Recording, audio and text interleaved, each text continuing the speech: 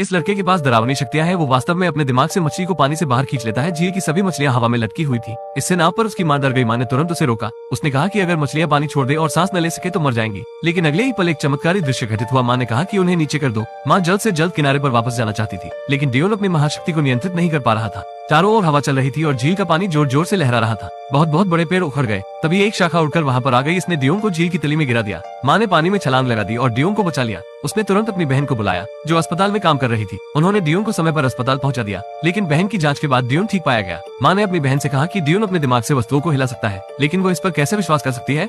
उसका चेहरा बिल्कुल आपके सेल फोन पर आपके लुक के जैसा था। उसने कहा कि तुम शायद ज्यादा तनाव में हो, इसलिए मध्यभ्रम हो रहा है। अगले दिन डियोन नाश्ता कर रहा था। तभी डियोन ने गलती से अपनी प्लेट को गिरा दिया और भोजन फर्श पर गिरने के बजाय हवा में तैरता रहा जब तक कि उसकी मां चिल्लाई नहीं थी। खाना जमीन पर गिर गया। हालांकि मां गुस्से में थी, लेकिन उसने डियोन को दोष नहीं दिया। फिर मां डियोन को दवा खरीदने के लिए दुकान पर ले जाती है। तभी डियोन चॉकलेट मांगने लगता है, लेकिन क्योंकि उसकी मां की नौकरी छूट गई थी